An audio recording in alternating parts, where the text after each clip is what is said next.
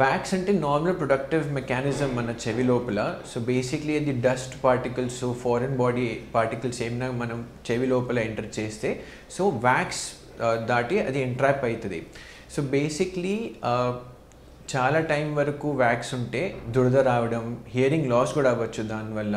And చెవి లోపల నీరు వెళ్తే అది మొత్తం గట్టిగా అయిపోతుంది. సో సాధారణంగా మీరు డాక్టర్ దగ్గర వెళ్తే అది ఇయర్ వ్యాక్స్ సాఫ్ట్ ఉంటే అప్పుడే మేము తీసేస్తాము.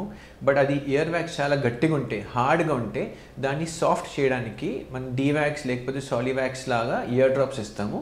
అండ్ ఒక 2-3 డేస్ తర్వాత మేము సక్షన్తోనే మనం క్లీన్ చేయొచ్చు. చాలామంది ఇయర్ బడ్స్ యూస్ చేస్తారు. బట్ ఫ్రాంక్లీ ఈవెన్ WHO ప్రకారం, చాలా ప్రోటోకాల్స్ ప్రకారం మనం ఇయర్ బడ్స్ యూస్ చేయకూడదు.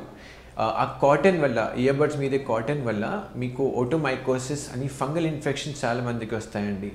So you should avoid using any ear buds and only doctor దగ్గర వెళ్ళి ఇయర్ క్లీన్ చేసుకోవాలి.